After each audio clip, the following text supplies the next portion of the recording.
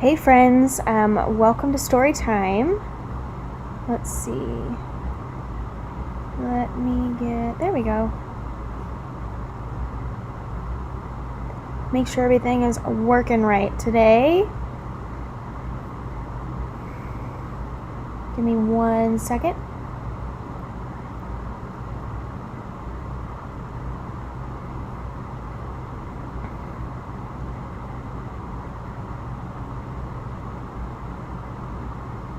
Make sure this is up.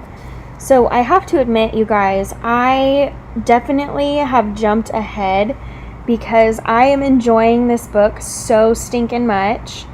And so, if you have Amazon Prime in your household, I definitely recommend this book. It is so awesome. But hold on, let me get this up and open. I'll turn my sound off.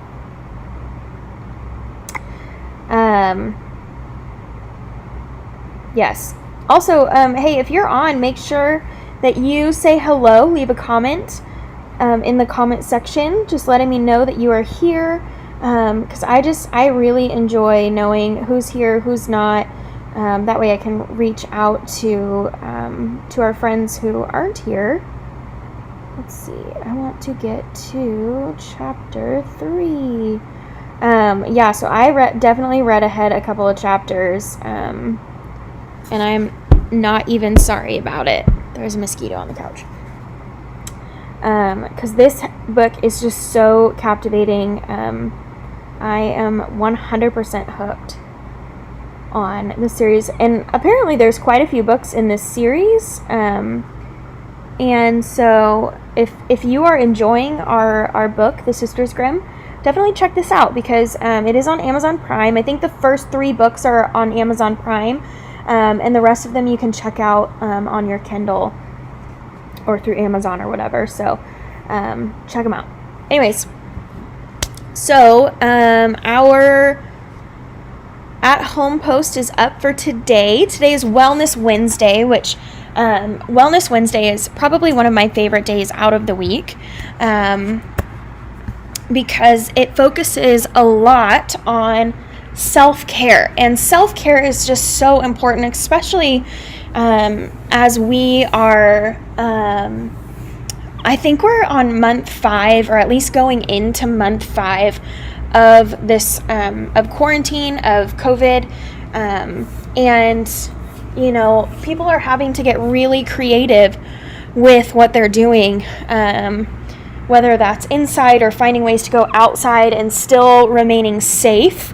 And so sorry, I had to open my window, or my thing, because it was just so dark in here. But anyways, finding ways of self-care, making sure that you're taking care of your mental health is so important right now, because we're seeing the effects of being cooped up and being in your house, seeing the same people over and over again. It's having a serious effect on everybody's mental health and well-being. And so take care of yourselves, you guys.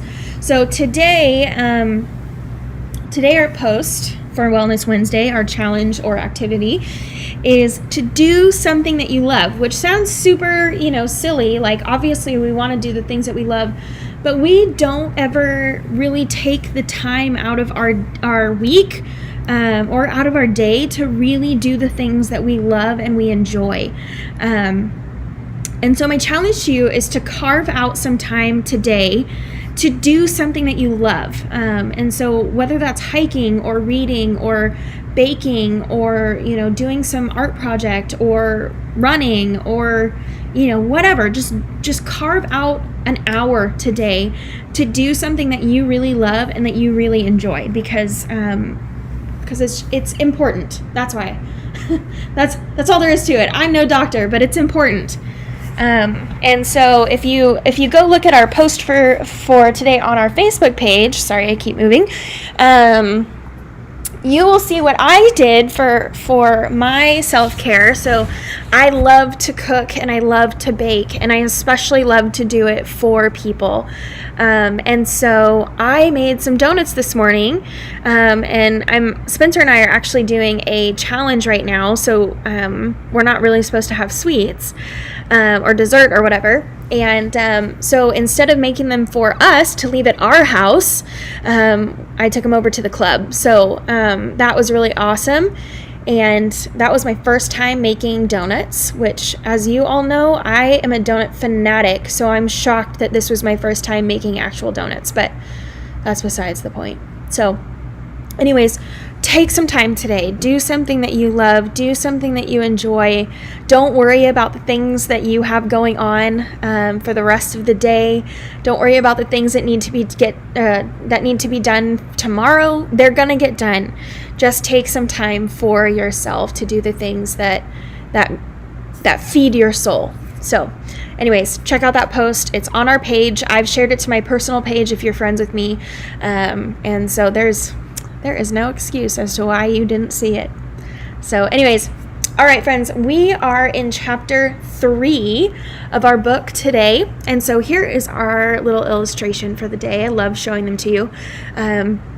There's also a couple of illustrations as we go throughout the chapters. So I need to start showing those to you guys, because they're actually kind of fun, and they kind of, I don't know, they show you the characters or whatnot. So all right, let's get started.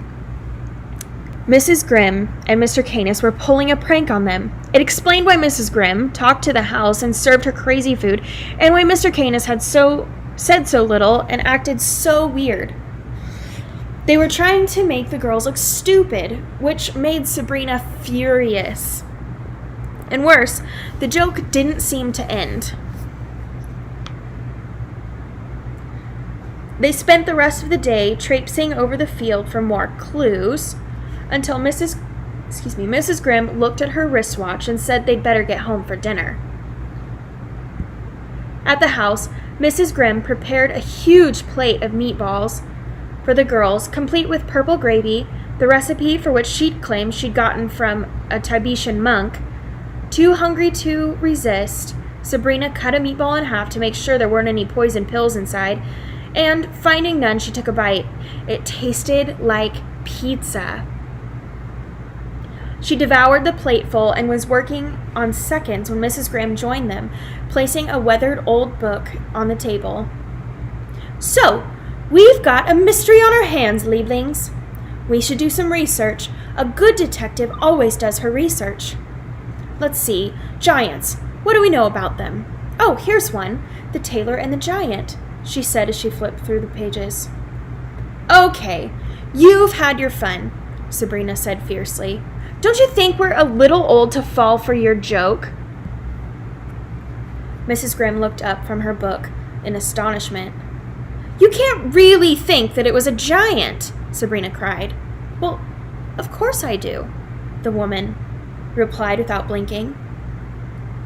"Granny, there's no such thing as giants," Daphne said between bites of meatball. "Oh dear, I knew your father wanted to distance himself, but I never imagined he wouldn't have at least taught you the basics," the old woman said. "No wonder you two have been looking at me like I'm crazy." "What are you talking about?" Sabrina cried. "I'm talking about this," Mrs. Grimm said as she flipped the book to its first page. "Grimm's Fairy Tales," Daphne read aloud. The old woman flipped to the next page. On it were portraits of two very ugly men. "Do you know who these men are?" she asked. The girls looked at the portraits but said nothing. They didn't look familiar to Sabrina. "These men were Jacob and Wilhelm Grimm, also known as the Brothers Grimm. Wilhelm was your great-great-great-grandfather," said the old woman, as she pointed to the portrait of a thin man with a large nose, tiny eyes, and long hair. "Grimm's Fairy Tales! The fairy tale guys!" Daphne cried. "Yes, Liebling, the fairy tale guys, but there is nothing in this book that's a fairy tale. This is a history book. every story is an account of something that really happened. The girls looked at each other, unsure of what to say. Back when Jacob and Wilhelm were still alive, fairy tale creatures were still living among people, Mrs. Grimm continued.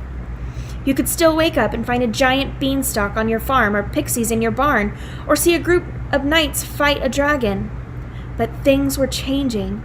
For a long time, a tension had been building between humans and fairy tale creatures. Ever-afters were being persecuted, even arrested or forced into hiding just because they were different. Magic was banned, and dragons were captured and caged. The brothers realized that the age of fairy tales might be coming to an end, so they set out to document as many stories as they could, for posterity's sake. Some of the things they wrote about in their book happened hundreds of years before they were born, while others Jacob and Wilhelm witnessed for themselves. Naturally, as they collected these fairy tales, they made a lot of friends of ever-afters. "What's an ever-after?" Daphne asked. That's what fairy tale creatures call themselves. After all, fairy tale creature implies that they are all some sort of monster or animal. Many of them are human, or once were, before a spell changed them. They can be quite touchy about it. So, like generations of poor and persecuted before them, many ever-afters decided to move to America. Back then, so much of this country hadn't been settled that for a group of folks trying to keep a low profile, it seemed like the ideal place to live and thrive. Wilhelm acted as their ambassador. He found ships and used his connections to buy 5 square miles on the Hudson River. The ever-afters built this town on the land. More ever-afters came here from all over the world, and for a long time, everyone lived together in peace. But inevitably, human beings started to move into Fairyport Landing, and soon, the ever-afters felt endangered again. Wilhelm tried to convince everyone that there was nothing to worry about, but a small and vocal group of rebels argued that it was just a matter of time before they would be persecuted again. They saw humanity as an infestation that needed to be rooted at the source, and began tormenting the humans who had once been their friend. "That's not nice," Daphne said. "I agree, but fear can make people do terrible things." Wilhelm tried everything he could, but the rebels' popularity and numbers were growing. It wasn't long before a plan was discovered by Wilhelm to conquer Cold Spring, the next town over, and make it a part of Fairyport's territory. Desperate to prevent what would surely be an all-out war between ever-afters and humans, Wilhelm went to the most powerful witch in town, Baba Yaga. Together they cast a spell on the town, preventing any of the ever-afters from leaving. "And then what?" Daphne asked. Sabrina watched her sister's widening eyes.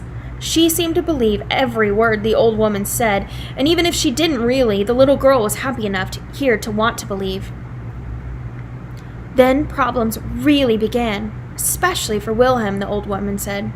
You see, to get Baba Yaga to cast such a powerful spell, Wilhelm had to sacrifice something of his own. Magic always has a price, and what the old witch wanted was what Wilhelm had taken from the ever-afters, his freedom. It's a price that hangs over our family to this day. A Grimm must stay in Fairyport Landing, just like the ever-afters, as long as the spell is intact. It's the reason I couldn't come to the orphanage and get you myself. "Isn't there something that could break the spell?" said Daphne. "Yes, there is," Mrs. Grimm said as she shifted in her chair. "The spell will be broken when the last member of this family is dead. When there are no more Grimms, the ever-after will be free." "What a bummer," Sabrina said. "Indeed," Mrs. Grimm said, ignoring Sabrina's sarcasm. "But we make the best of it. And so do most of the ever-afters. They keep a low profile, buying homes and starting businesses. Some have families and have even given up their magical powers and possessions in hopes of living more normal lives. And with a couple of exceptions, they have been pretty peaceful in Fairyport Landing between humans and ever-afters. But just a look through Jacob and Wilhelm's book, and the books of Hans Christian Andersen, Andrew Lang, Lewis Carroll, Jonathan Swift, and countless other chroniclers of ever-afters, shows how fragile the peace is, and that trouble could be right around the corner. So, like Wilhelm, we have a responsibility of keeping this pot from boiling over. We watch the town, investigate anything strange or criminal, and document what we see so that when we are gone, our children will know what we went through. Think of us as detectives. Someday I will pass all of this on to you as your Opa Basil passed it on to me when he died. It is your destiny. We are Grimms, and this is what we do. But why didn't you pass it on to Dad? Daphne wondered. Your grandfather lost his life because of our responsibilities, the old woman said as she lowered her eyes. Henry wanted something else for his children. So when your mother became pregnant with you, Sabrina, they left Fairyport Landing. He wanted to protect you and give you normal lives, even if it meant telling you that I was dead. Don't talk about my mom and dad like you knew them, Sabrina shouted. The rage inside her was bubbling over. I've sat here and listened to your silly story, but you're not going to tell a fairy tale about my parents. The old woman was startled and tried to stammer out an answer, but Sabrina wouldn't let her. She had Mrs. Grimm on the ropes, and she wasn't going to let her up. You are not our grandmother, the girl raged. Our grandmother died before we were born. My dad told us so. Your dad lied to you, Liebling. Henry tried to run away from his destiny, but he didn't want this life for you. But is your destiny as well. You being here is evidence that though it is impossible to escape... I read that wrong. Your being here is evidence enough that it is impossible to escape. You will see the truth soon enough, and when you do, we will prepare you for what lies ahead. My father never told a lie in his life, Sabrina cried. The old woman laughed as she got up from a table. It sounds like he hid more from you than the family history. I'm sure you need some time to let this sink in, and I have some things I need from upstairs. We're going to the hospital to see the poor farmer who owned that house. He might be able to tell us what he saw. She left the room and went up the stairs, where the girls could hear the jangling of keys and knew she was opening her secret room.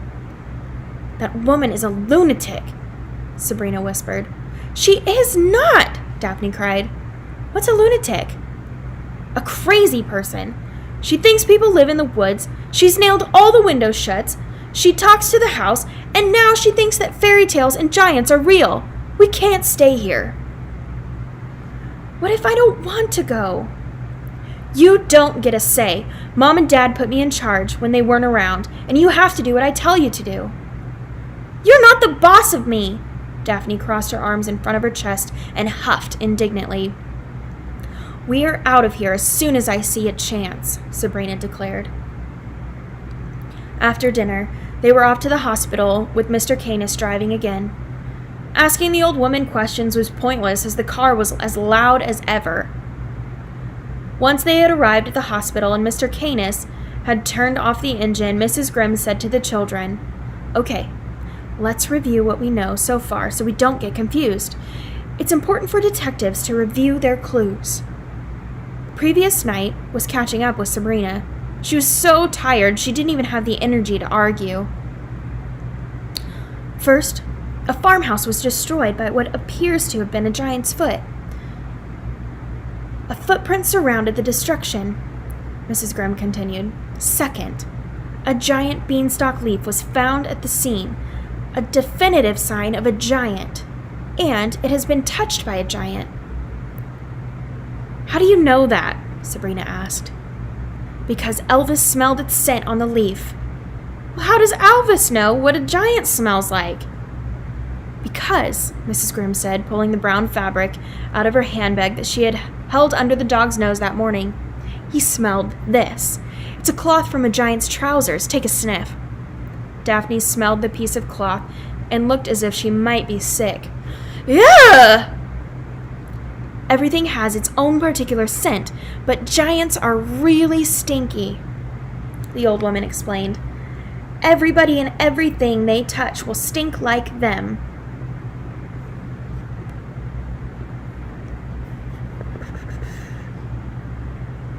"I knew Elvis's nose would help us find a clue."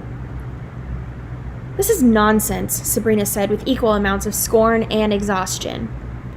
Mrs. Grimm ignored Sabrina's protests. "Of course, there's also the lens cap from a video camera we found on a hill overlooking the farm. My guess is the criminal wanted to videotape the giant when he arrived. And lastly, Mayor Charming showed up and he's..." "Is Mayor Charming Prince Charming?" Daphne asked. "Why, yes, Liebling." The little girl squealed in delight. "We met a celebrity!" Mrs. Grimm chuckled, then broke into a full laugh when she noticed the scowl on Mr. Canis's face. "As I was saying, Mayor Charming showed up and tried to get us to give up our investigation." Mrs. Grimm continued, "If this were just an accident, he wouldn't have bothered to come by and check on it. When he first arrived, he was angry that somebody he called the Three hadn't done a good job cleaning up the place," Daphne offered. "The Three isn't a person. They're a coven of witches. Glinda the Good Witch of the North, Morgan Le Fay, and the Gingerbread House Witch, Frau Pfeffer Kuchenhaus. They work for the mayor. He calls them the magical advisors, but they really just sweep whatever trouble there is under the carpet." "I thought you said that the ever-afters gave up their magic," Sabrina said, hoping she had caught the old woman in a lie. "No, I said some of them did. And in most cases it was voluntary. I'm sure there's plenty of stuff hidden away in closets and attics all over Fairyport Landing," Mrs. Grimm replied, "including apparently a magic bean that I wasn't aware even existed. Let's go inside." Fairyport Landing Memorial Hospital was tiny, at least small compared to the giant skyscraper hospitals Sabrina was familiar with in New York City. It had only been 2 floors and no ambulances in front of the emergency room door. They left Mr. Canis in the car, and as they headed inside, passed a short, squat man and his 2 huge companions waiting by the hospital door. They were impeccably dressed in expensive suits, perfectly tailored to fit their extreme frames. The short man stared at Sabrina, sending a flash of heat to her face. "We look like idiots," Sabrina thought as she tried to tug her high-water pants down a little.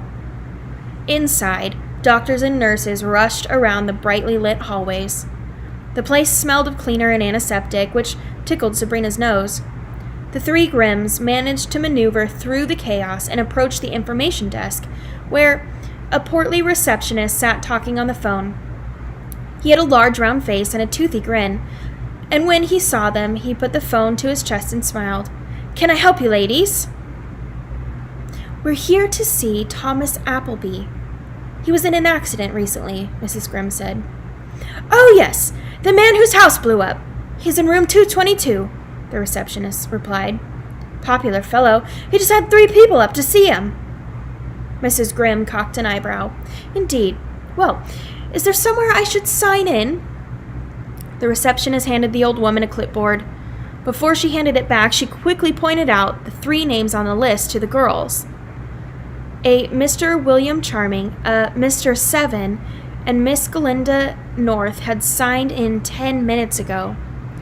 "Girls, we have to hurry."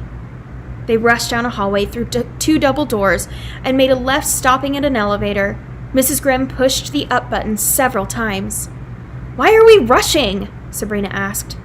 "Because Charming is here to erase the farmer's memory," the old woman said as the elevator doors slid open and they stepped inside. They got out on the 2nd floor, found room 222, and rushed inside. On the bed was Thomas Appleby, a graying old man with his left arm in a sling and his right leg encased in plaster and held above the bed by a pulley system. Sabrina winced at how painful it looked and thought the poor man was lucky to be asleep. Standing over him were Mayor Charming, Mr. Seven, still wearing his insulting hat, and a rather chubby woman wearing a diamond tiara and a silver and gold dress. The woman was slowly emptying a bag of pink dust onto the sleeping patient. When she saw Mrs. Grimm, she dumped the contents all over the man and shoved the bag into her purse. "Glinda, you've erased his memory!" Mrs. Grimm cried. "I thought you were supposed to be a good witch." The witch's face flushed red. She lowered her head quickly, made her way to the door. "We all have to pay our bills, Relda," Glinda said as she walked out. "Save your I hate this word.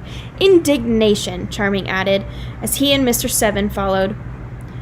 "This is part of my job." I forgot he was English. Here's our picture for today. Mrs. Grimm looked discouraged.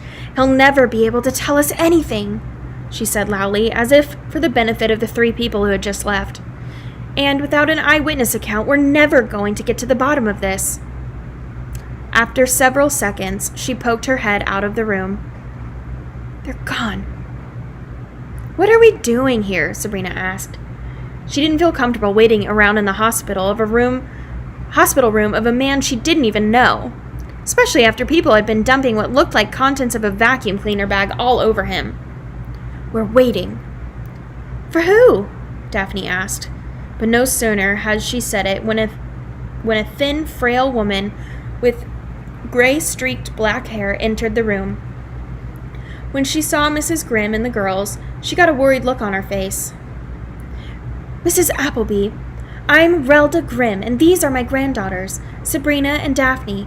We heard about the accident. Are you okay?" Mrs. Grimm said. "Oh, I'm fine. Thank you for asking. Do you know my husband?" "Oh, no. We're just concerned citizens and neighbors.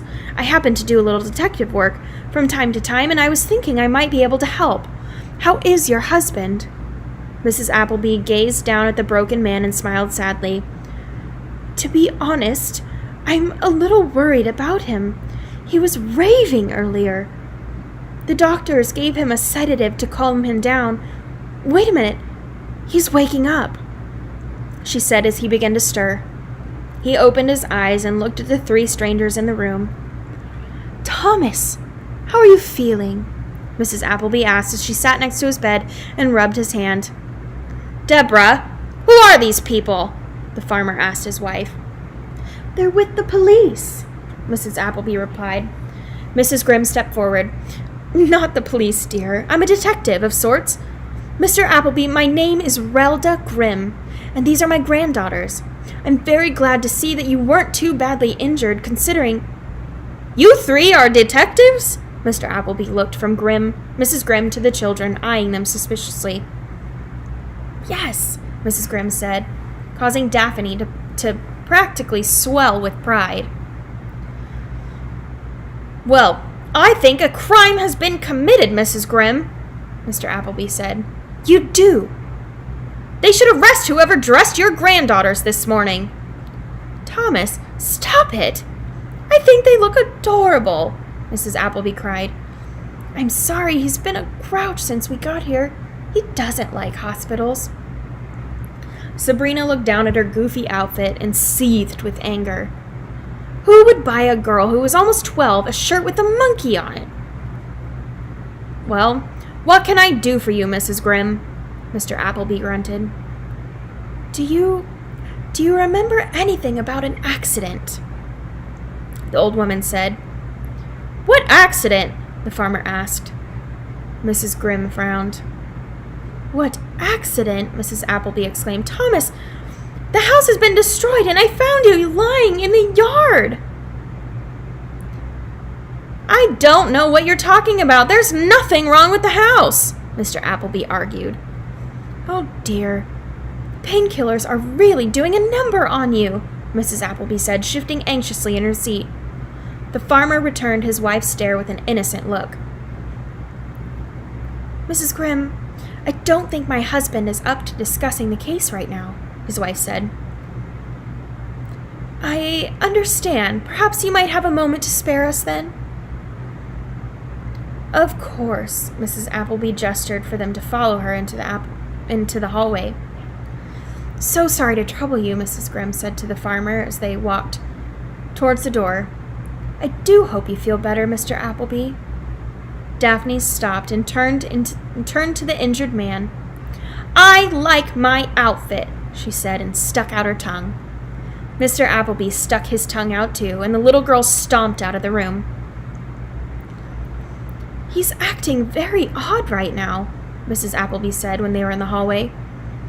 I'm considering taking him out of the hospital. Oh, I'm sure that he's in good hands, so you said he was raving about something, Mrs. Grimm prompted. Oh, it's silly. He swore that he'd seen a giant. Oh, well, wouldn't that be a sight, Mrs. Grimm chuckled. But I have a very different theory about what happened, Mrs. Appleby exclaimed. There was a British man out to the farm several times asking us if we would rent the place to him for a couple of nights. He said he needed the field for a special event, but only for a couple of days. At first he was very friendly, but when Thomas refused, he got quite nasty. Has he come back? Mrs. Grimm asked. Well, that's just it. A week later, he did come back and apologize for being so rude. He said he wanted to make it up to us, so he booked us a fancy hotel in New York, all expenses paid, and tickets to a Broadway show. We hadn't had a vacation in years. Farming is a tough business, so I accepted. How nice. Did you enjoy your vacation? Not at all. When I got there, I found that the hotel didn't have any record of our reservation, and the tickets to the show were counterfeit. Mrs. Appleby said angrily. You say you found out. Didn't your husband go with you? Mrs. Grimm said. Oh, no. Thomas doesn't care for the city much, Mrs. Appleby sighed, tears forming in her eyes. I took my sister. We had to use our own money for a hotel, and the only place was a room was infested with bedbugs. How dreadful! Mrs. Grimm sympathized. Mrs. Appleby, this man's name didn't happen to be Charming, did it? Oh, no.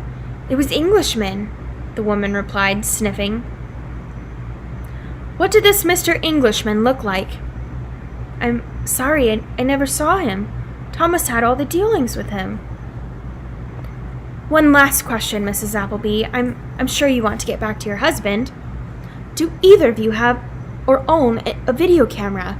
Mrs. Grimm took a clean handkerchief out of her handbag and offered it to the woman. Sabrina noticed that a soft pink powder fell from the handkerchief as the woman wiped her eyes. No, we don't. Mr. Appleby is a little tight with the money, if you know what I mean. Suddenly, Sabrina noticed a change in the woman's face. It seemed to wipe itself of all emotion, and her eyes drifted into a blank stare. I'm sorry, have we met? Mrs. Appleby asked, her voice distant. No, Miss Grimm replied, but I hear you had a wonderful time in New York City. Okay, Mrs. Appleby said. Then she turned and went into her husband's room without saying goodbye. Mrs. Grimm pulled her notebook out of her handbag and jotted down some notes. So the plot thickens, she said with a wide smile. We can definitely say there was a giant now. There's no such thing as giants, Sabrina said, a bit louder than she meant to. The declaration echoed down the hospital hallway. Sabrina! Daphne shouted. You heard the woman, Sabrina said in a much lower tone. This Mr. Englishman wanted to rent their farm for some special event. When the farmer wouldn't agree, he lost his temper and blew the place up. Charming is probably trying to cover this up because he's in on it. Sabrina, I'm proud of you, Mrs. Grimm said as she led them into an elevator. You have incredible skills of deduction. You looked at the clues and chose the most likely path to solve the crime. You're going to make a great detective. But how do you explain the footprint? Listen, I don't know where you live, but my sister and I are here on Earth, where things can be easily explained without having to consider giants. Maybe whatever Englishmen used to blow up the house caused the ground to sink. Brilliant. But there's a loose end in your theory. When someone blows something up, usually pieces fly everywhere. This house looked like it had been squashed from above, Mrs. Grimm pointed out. The elevator stopped and the Grimms stepped into the busy emergency room lobby. The house was stomped on, Daphne said. That's my theory, the old woman said as they left the hospital, and I know who's responsible. Who is it? Daphne squealed. I think you'll enjoy it more if it's a surprise. Well, hello, ladies, a voice said as 3 men emerged from the deep shadows that lined the pathway to the parking lot. They were the same men in suits who had been staring at them when they entered the hospital. The small dumpy one held an iron bar that he kept smacking into his gloved hand. The men on either side of them looked like huge, muscle-bound bookends to their much shorter leader. Good evening, gentlemen, Mrs. Grimm said calmly, despite the fact that one glance told Sabrina the men were trouble. We hear you've been asking some questions about a certain piece of property, the dumpy leader said. Sabrina saw that his nose had been broken in 3 places. She could tell he wasn't a man to mess with. Then you've heard correctly, young man, Mrs. Grimm said as she placed herself squarely between the girls and the thugs. Daphne grabbed her sister's hand and squeezed tightly. But Sabrina hardly noticed. She was too awestruck by the old woman's courage. Well, if you know what's good for you, then you'll just forget about the whole thing, the leader said with a wicked grin that revealed the absence of a front tooth. If I knew what was good for me, I wouldn't be in this line of work, Mrs. Grimm replied. Now, if you would be so kind as to let us pass, I really must get my granddaughters out of the cold air. In a minute, Relda, the leader grinned. We just want to make sure you understand what we're trying to say. I seem to be at a disadvantage, young man. You know my name, but I don't know yours. Or, better yet, who the unfortunate employer is who hired the likes of you 3. The 2 big men grunted angrily. But the leader raised his hands to quiet them. No need to get rude, Relda. We're just trying to have a conversation, you know? Trying to avoid a confrontation. Boys, Mrs. Grimm said with the tone of someone who had lost her patience, I want you to go back to your boss and tell him that he should know it takes more than 3 thugs to get me up. Now, or for me to make me give up. Now, good night. She tried to pass them in, but as she did, the leader grabbed her jacket and pulled her close to his fat face. Some people can't take a hint. Mrs. Grimm pulled a little silver whistle from around her neck and blew into it, but no sound could be heard. When she put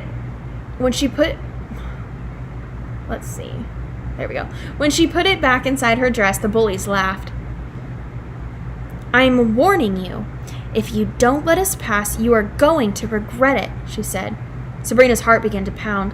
How could Mrs. Grimm be so calm? These men were about to tear her apart. Lady, it's you who's gonna have regrets. All right, friends, that is it for Chapter 3 today. Things are getting a little bit intense, and I love it. Like I said, if you are enjoying our new series, The Sisters Grimm, go check it out on Amazon Prime. Download the first 3 books. I'm going to look into if you have to buy the rest of them or if you can check them out on your Kindle. But if you're enjoying it, share this with your friends. have your parents share it to their pages, if you know somebody that would enjoy story time. I would love to have them join us. So make sure that you check out our Facebook page for our Wellness Wednesday at home post. Make sure that you are taking care of yourself so that you are functioning well and living your best life. So just a reminder, we do have worship and discipleship tonight, and I'm actually doing both of them. So I'm doing worship and the discipleship piece because Pastor Mike is on vacation. So I cannot wait to be with you guys tonight as well, and that is at 6 o'clock tonight. So all right, friends, I will see you tomorrow at 1 o'clock for chapter 4.